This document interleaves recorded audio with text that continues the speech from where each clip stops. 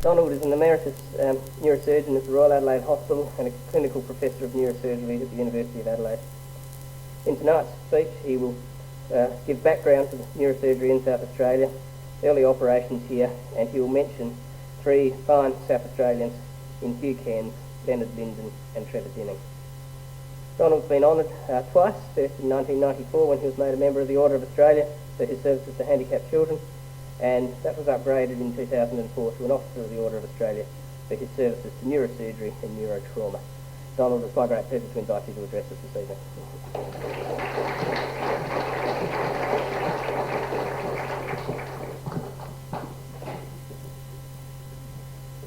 Well, thank you, Mr. President, for that very kind introduction, and thank you for inviting me here tonight. Neurosurgery is the surgery of the brain, the spinal cord, and the nerves that arise from those structures.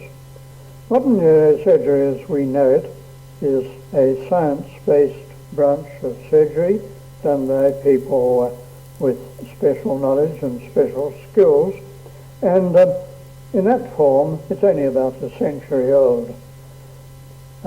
Certainly people who may or may not have been trained surgeons have been operating on the head since Neolithic times, but modern neurosurgery only became possible when advances in medical science made it possible to locate the presence of brain disease within the head, and other advances in science and technology made it possible to do so without a prohibitive risk of death from infection. Those advances converged in the 1880s, and in that decade a few surgeons in Europe and in the United States reported cases of more or less successful operations for tumours of the brain or of the spinal cord, and also operations to drain brain abscesses. Remarkably enough, one of these pioneering operations was done here in South Australia, in the Adelaide Children's Hospital, and although it ended in tragedy, it was a remarkable achievement, and I think we can regard this as the first operation of a neurosurgical type done in our state, or colony as it then was, although it would not have then been referred to as a neurosurgical procedure. At that time, the colony of South Australia had a European population of about 300,000. Is my voice coming through all right? The community of South Australia was consciously smug, as it has always been since, for its progressive record, and it had recently founded a new medical school. It had 190 odd registered medical practitioners, most of them trained in Great Britain, a few in Germany. The public hospitals of the time were the Adelaide Hospital, not yet Royal, with a bed with a number of about 190 beds in it, and the much more recently formed Adelaide Children's Hospital with 24 beds. Also, and this is important in my story, there were 7 million sheep in the colony, and as in most British communities, there were far too many dogs. As a result of this, Australia generally, and not least South Australia, had one of the highest infestation rates of hydatid disease. Hydatid disease results from a horrible little tapeworm living in the intestines of the dog, whose eggs, with the help of bad luck or bad hygiene, may come into the system of the sheep or the dog. When entering either of these animals, the parasite changes its nature and becomes a cyst, a large growing bag of fluid, and if by bad luck this is lodged in the brain, it will usually be fatal.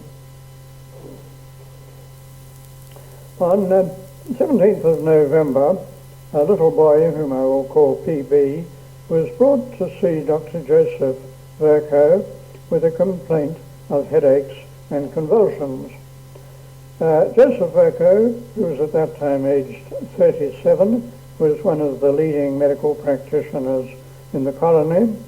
He was the son of Cornish parents who had prospered in the colony in various jobs and trades, and had become prosperous enough to give their clever son a very good education in Lorenzo Young's Institution for Education and also in St. Peter's College.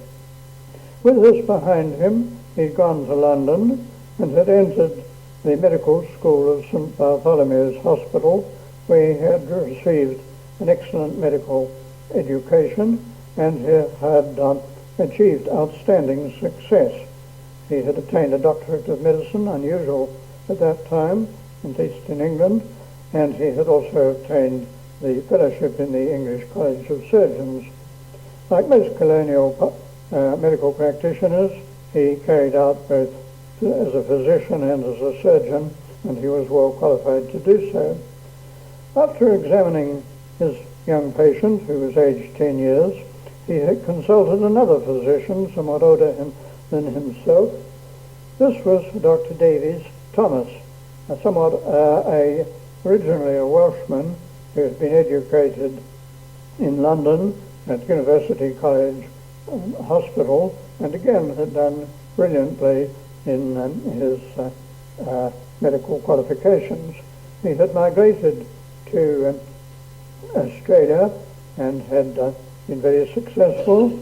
He was one of the two lecturers in medicine at the new medical school, Virchow being the other, and he had developed a special interest in hydatid disease, doing original research in it and publishing a very good book on the subject.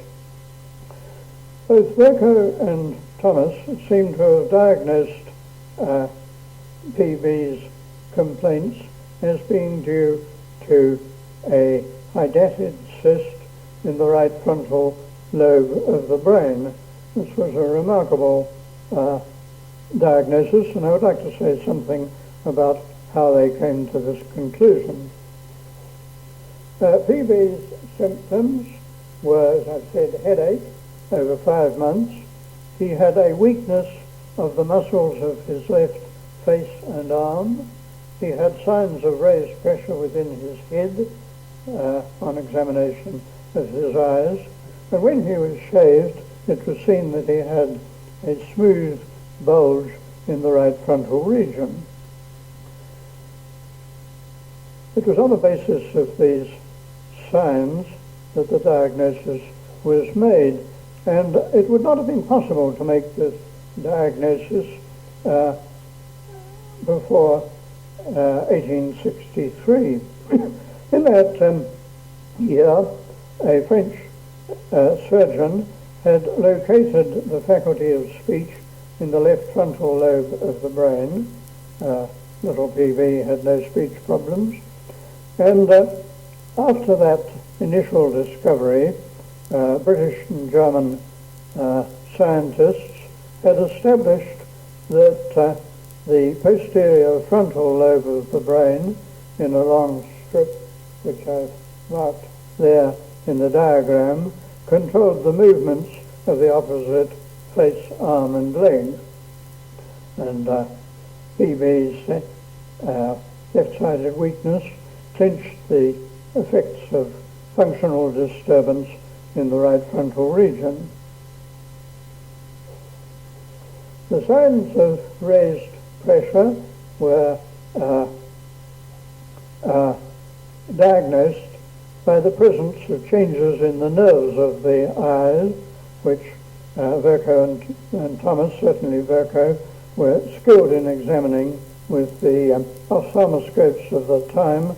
You see in this slide Virchow's own ophthalmoscope, made available by the kindness of my friend, the late Peter Virchow. All this was pretty hot stuff, new stuff, and Virchow and Thomas must have been well abreast with the advances that were going on in the British metropolis. Thomas, indeed, had recently revisited London, where he had spoken on his researches in hydatid disease in the Royal Society, no less. The clinching finding of a smooth bulge in the frontal region probably looked something like this lithograph of the time, which doesn't represent PB. It comes from another publication a few years later from Sydney by a physician who was certainly influenced by Virchow and Thomas's earlier work. A smooth bony bulge like this will only occur in a child, not in an adult with a smooth, with a child whose skull is sensitive to local pressure over a period of months. So that was the diagnosis, and probably the disease would have looked something like this: a large bag of fluid in the right frontal region. A modern neurosurgeon would expose this by making a trapdoor in the bone over the cyst and would remove it with great care, trying to keep it intact. Virchow's operation, for it was Virchow rather than Thomas who carried out the procedure, was simpler and, one has to say, more dangerous.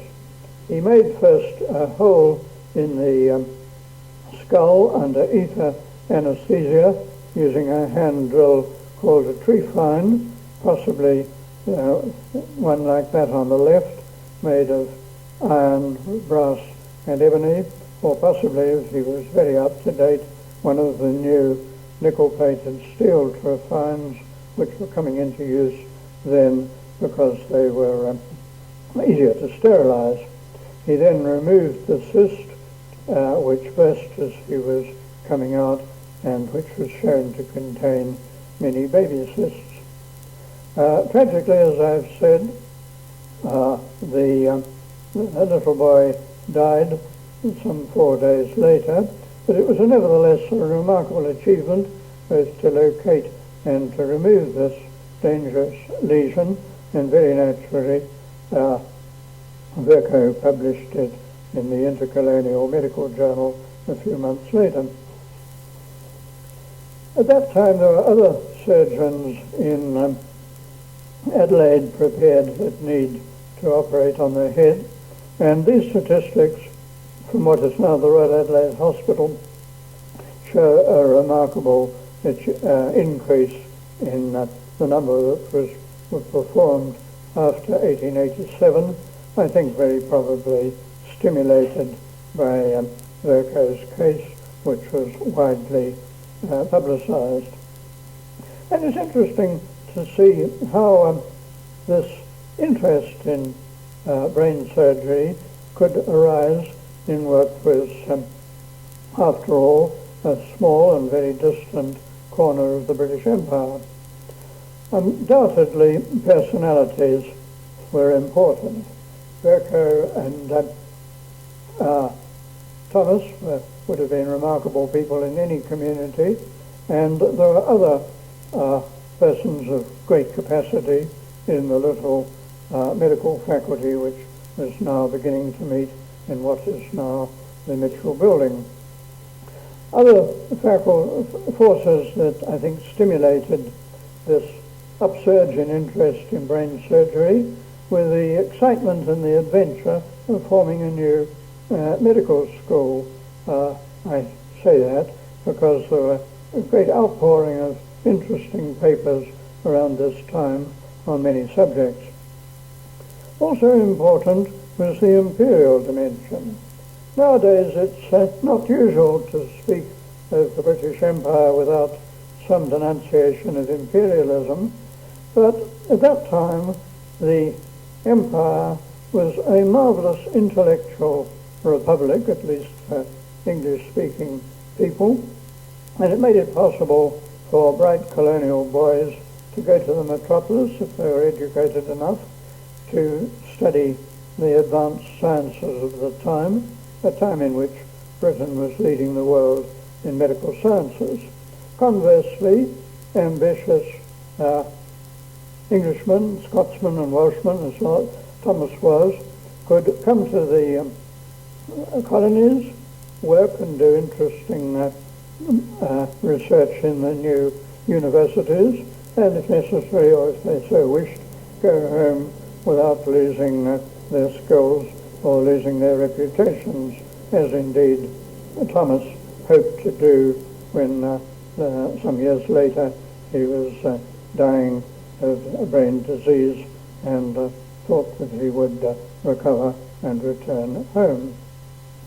This capacity for easy movement between the metropolis and the colony is very evident in the history of Adelaide's first professor of anatomy, the remarkable Archibald Watson.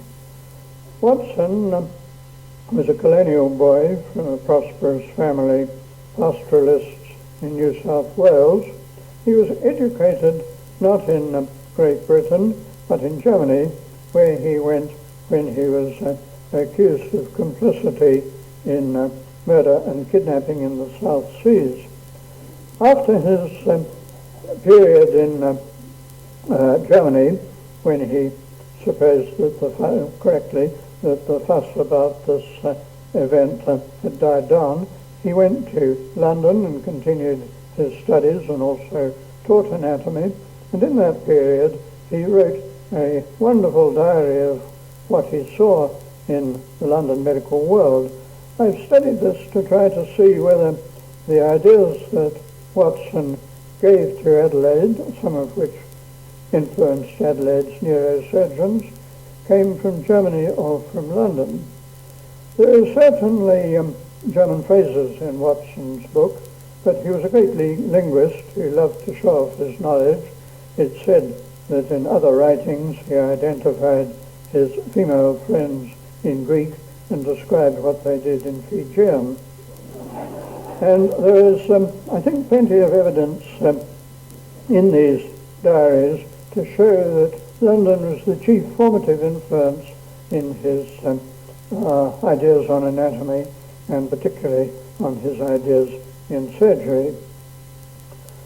Watson later does not play a part directly in the story of Adelaide neurosurgery, but he had a great influence personally on some of the men who later practiced this specialty. Excuse me, I'll just have a short drink. In the Adelaide Medical School, Watson, Virchow, for a while Thomas before his tragic death, and their colleagues taught the lads, and also some of the lasses of the colony, a good basic course of medical practice. They did not attempt to teach specialties, and young medical students in South Australia, if they wished to practice any of the specialties, including surgery, were expected to go to England or Scotland, and many did. One of those who did was Henry Newland, who graduated in 1896, 5 years after the first graduates shown in this slide. Newland was certainly influenced by Watson, for whom indeed he often deputized. Newland did develop an interest in the surgery of the brain somewhat later, and also in plastic surgery, but he remained a general surgeon in the best sense of the word. However, before the First World War broke out, two other young South Australians did later become neurosurgeons in the modern sense, and they both had great influence on neurosurgery in South Australia, although in diametrically different ways. One of these two able young men was Hugh Bell Cairns, a clever country boy from Port Pirie and Riverton, who entered the Adelaide Medical School in 1912 at the unusually early age of 15. He did so on a series of scholarships. Cairns did very well in his examinations.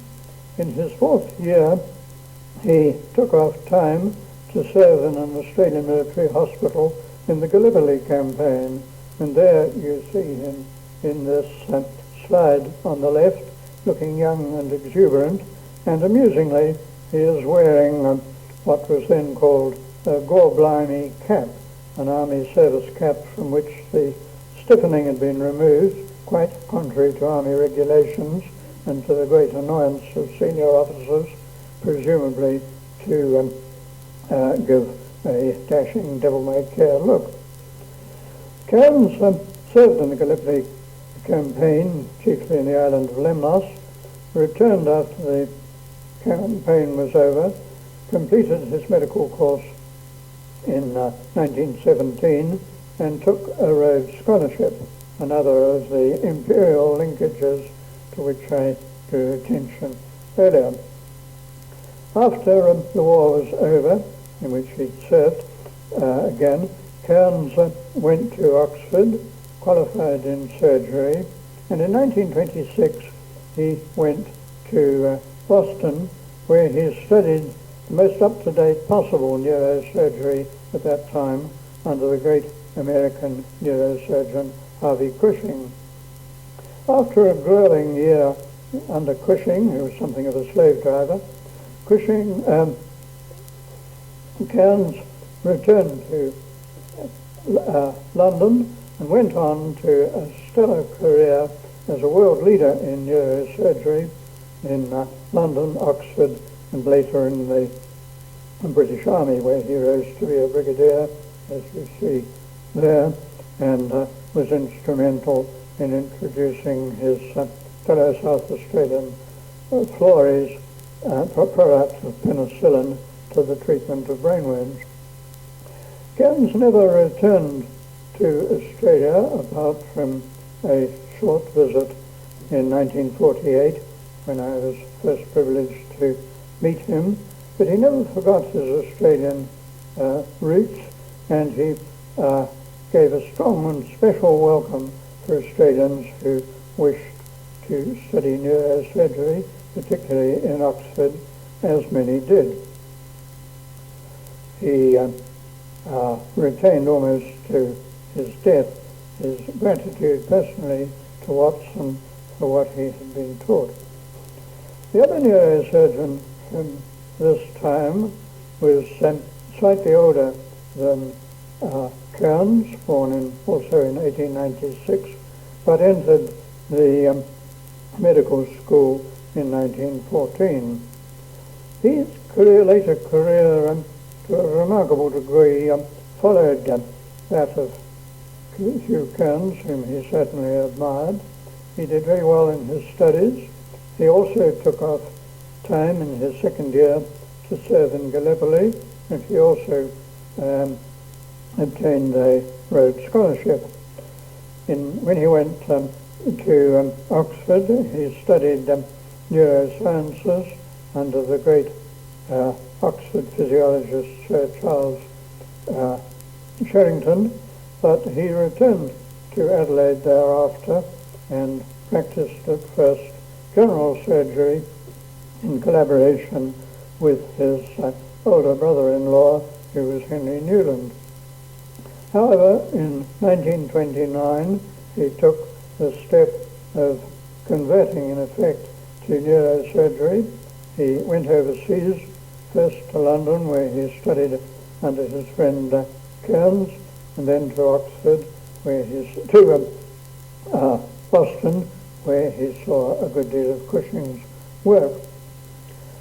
Lyndon then returned to Adelaide and presented a well-argued proposal for establishing a neurosurgical unit in Adelaide and affiliating it with the Adelaide University. This proposal was far ahead of its time, but Lyndon was appointed the neurosurgeon to the Adelaide Hospital and did some excellent work with brain tumours, and also he pioneered in the surgery of stroke, and I'll come to that in a moment. He didn't have an easy time. The Adelaide Hospital, soon to be Royal Adelaide, was very much as it was when Virchow and Thomas had known it. Lyndon didn't have a modern operating theatre until 1946, and for most of his career he had no trained assistant whatever. He was helped chiefly by house surgeons, one of whom was myself, who must have placed a great strain on his patients, though he was always the most courteous of surgeons. He did have one better trained helper in the latter part of his career, and this was my admired friend, the late Escort Hughes, who, however, though a very good general surgeon, could not really give Lyndon the skilled assistance that a modern neurosurgeon rightly expects. Despite all these handicaps and the fact that he was an honorary in the fullest sense of the word, dependent on his private practice to survive, and doing that private practice mainly in ill-equipped nursing homes, despite all these problems, Lyndon notched some remarkable achievements. One of them was in the surgery of stroke. A common cause of stroke is the bursting of an aneurysm on the brain. An aneurysm is a sac-like pouching from an artery, and when it bursts, the brain is flooded with blood. Lyndon returned briefly to Britain in 1935. There he learned the technique of examining the arteries of the brain by injecting a dye to one of these arteries in the neck and passing that dye under X-ray control. You see here a X-ray picture of the head in which Lyndon injected this dye in the carotid artery in the neck, and it pooled in a large aneurysm, which is marked, as you see there, and appears white from the presence of dye.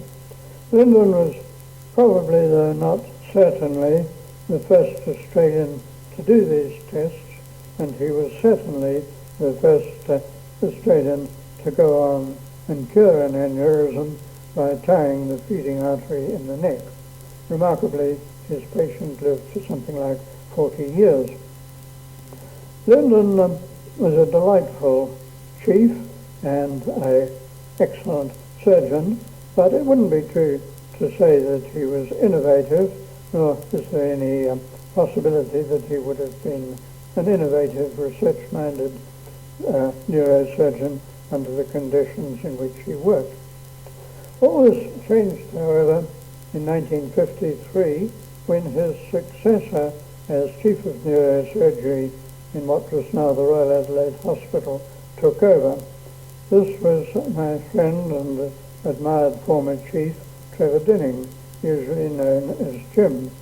Dinning is such a recent memory for many people in this room that it's hard to do justice to him as a historical figure. But it can be said that he established a modern unit in every degree. He insisted on getting excellent X-ray examinations, and this he was helped in by his contemporary Peter Virchow, who pioneered in doing examinations such as the one I've shown you by more modern techniques. Dinning also inaugurated the treatment of hydrocephalus, water on the brain, in the Adelaide Children's Hospital, with what help I was able to give him when I joined his team in 1956. He was modern by the standards of the day in every respect. You see him here on the left operating, I think, on a brain tumour with the powered tools which are then available. On the right you see him carrying out a very advanced operation for Parkinson's disease, a brain condition characterized by stiffness of the muscles and shaking and great incapacity. The operation is done briefly by fitting a metal frame to the head, which you can, I think, see in the slide on the far right.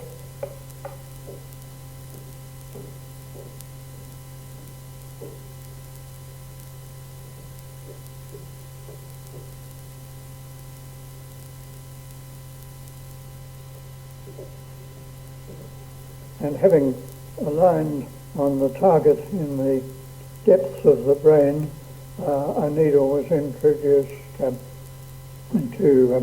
in effect, switch off the particular part of the brain that was causative in the production of the stiffness and the shaking.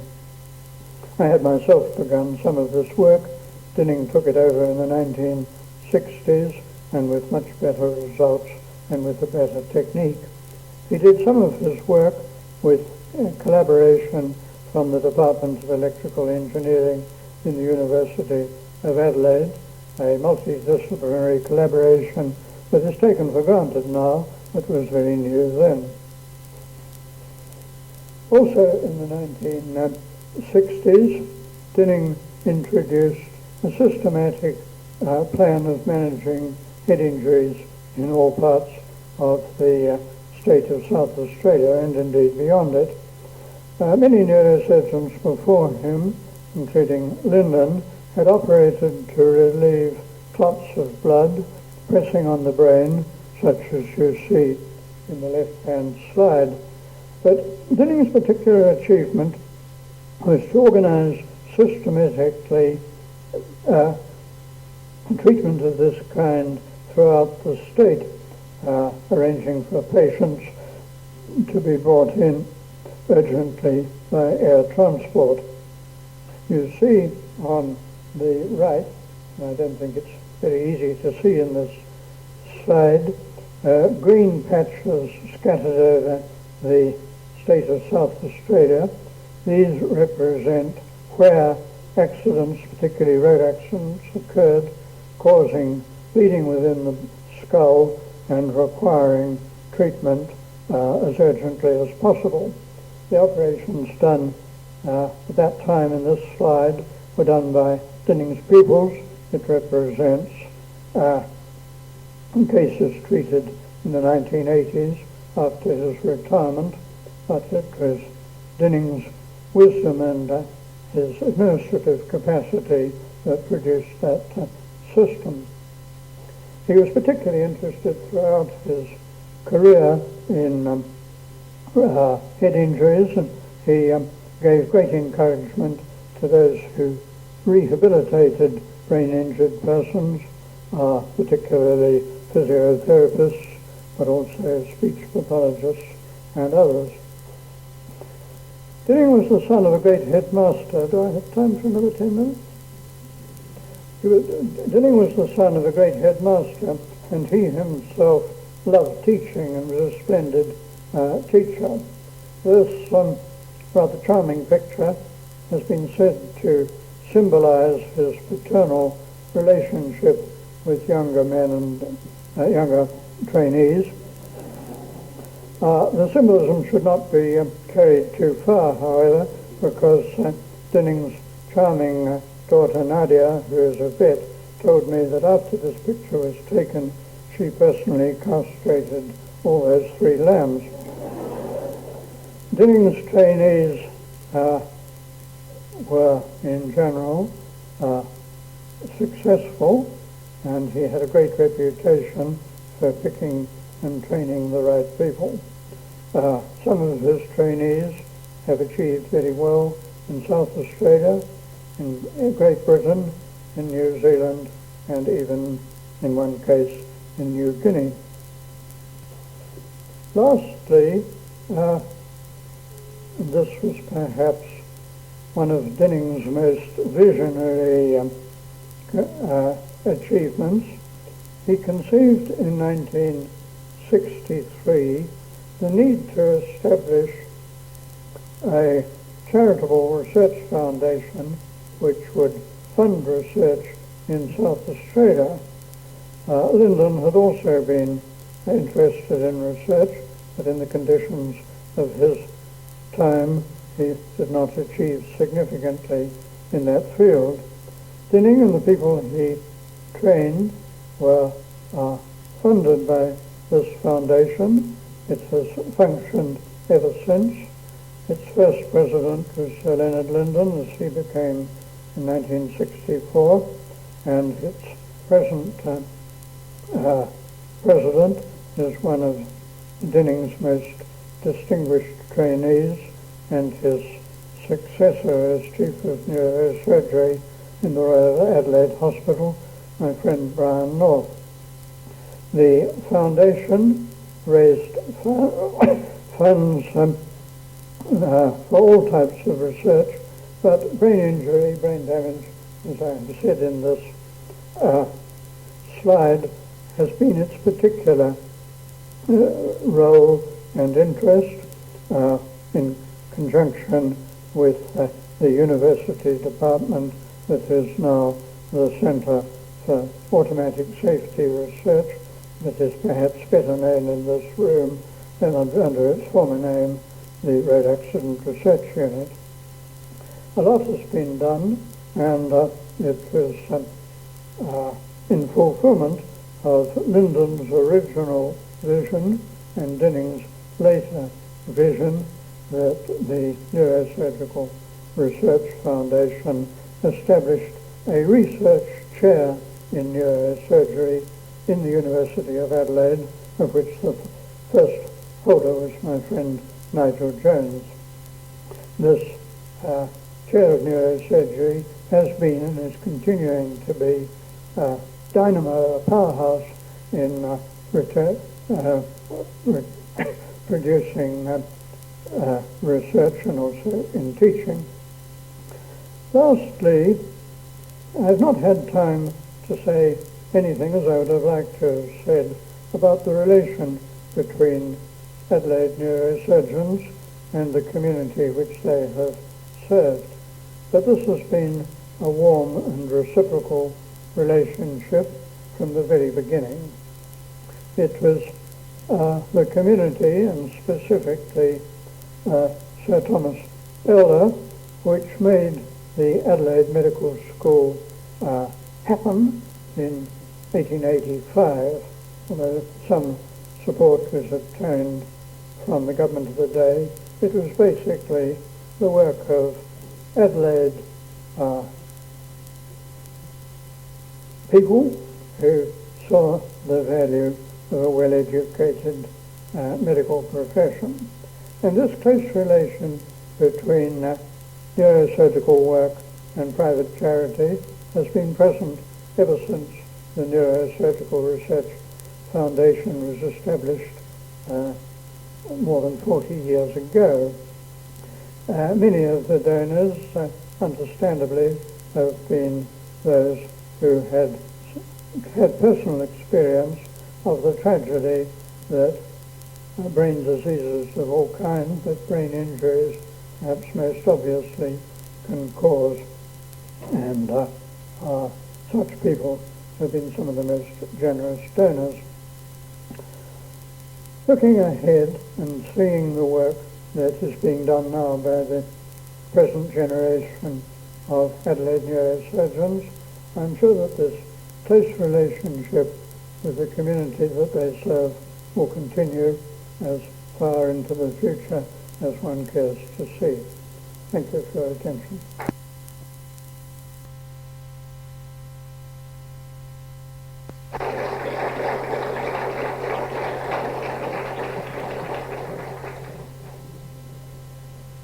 Well, thank you, Donald. Donald is prepared to take questions. If you have a question, please. In the late 19th century, was there any obvious clue for the surgeons to be able to tell whether they had a tumour or a hydatid or the cyst to operate on? That's a very good question. I think probably for somebody working in a country like Great Britain, the answer would have been no. The physicians and surgeons of 19th century Australia, and this was also true of other countries with a high dated incidence such as South America, were very familiar with high dated disease. And I think it was probably an intelligent guess that drew Thomas and Virchow to the right diagnosis. It wasn't terribly important. The treatment would have been the same whether it was some other kind of brain tumour. But I think the fact that they did make the right guess was very largely the fact that they were attuned to the possibility. In Thomas's book, which I referred to, he considered in detail the way hydatids would behave in any part of the body. He collected all the reported cases in the world, and I think there can have been few people better informed anywhere at that time than Thomas. Could you come forward to... I can repeat the question. I think the question was how prevalent are hydatid cysts these days, is that correct? Thanks to hygienic measures, they are now really very rare in Australia. In my 50-odd years in my trade, I have personally seen one case of a hydatid cyst, which somebody else operated on, and one case of spinal hydatid.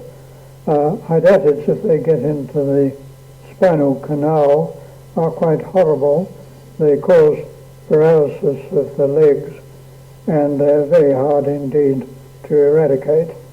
I operated on one poor devil with that problem, and although he got a good result for a while, the hydatids came back. So to repeat my answer to your question, hydatids, thanks to good public health, are very rare in our country, but they still are reported in quite large numbers from countries in which there are many sheep and poor health conditions. Quite a number have been reported from Turkey, and in saying that I'm not criticizing the Turkish health services, but there are some very able neurosurgeons in Turkey, and I think they've reported cases that they were interested in that in other countries probably wouldn't even be known of.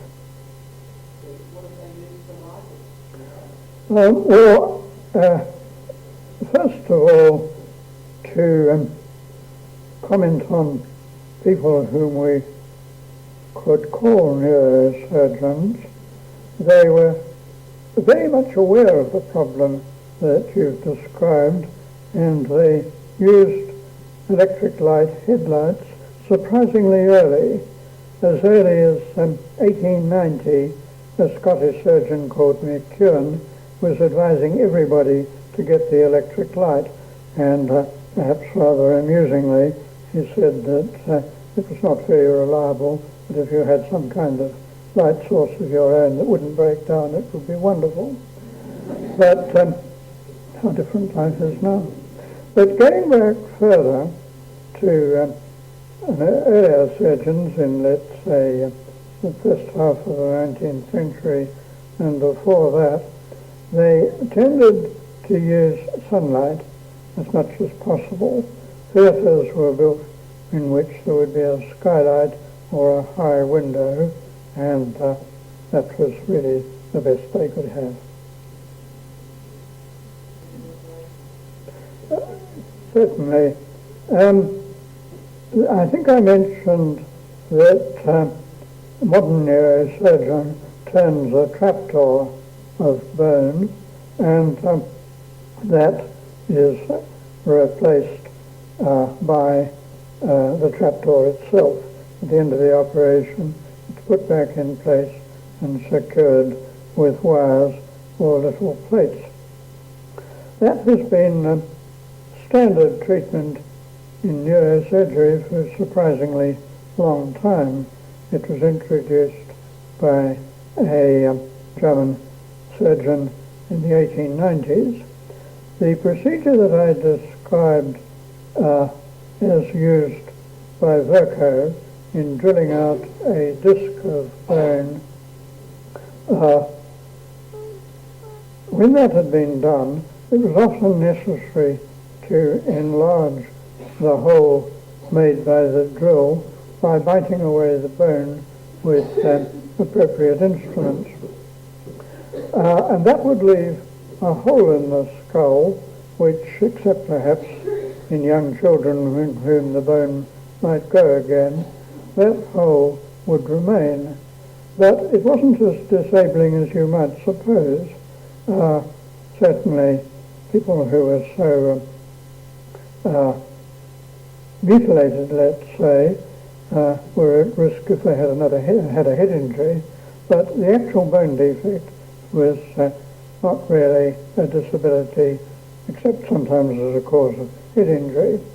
The replacing of the defect in the bone by a metal plate goes back very early, and indeed the Stone Age people in South America, the Incas, are said, although I've not confirmed this, occasionally to have replaced the bone defects with silver plates, and such plates have been found in skulls.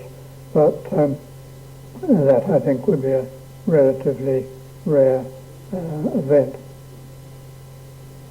So my answer is roughly what I've tried to say, that the best way of doing it was to put back the natural bone, and the trapdoor operation made that possible. Well, what a journey we have been on this evening. I know that's a phrase I use quite often, but I think it's quite appropriate this evening. We've been privileged to have you, Professor Simpson, talk on what is obviously a topic which has not only been your life's work, but is also a very great interest for you.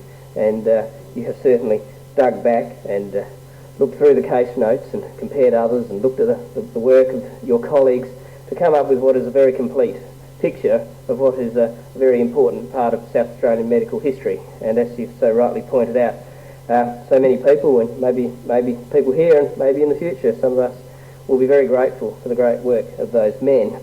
You've mentioned the great names, the Virchows, the Lindens, the Dinnings and the Cairns of South Australian medical history, and Brian North now here with us this evening from the RAH, but I think you've left out one notable person, and that was yourself.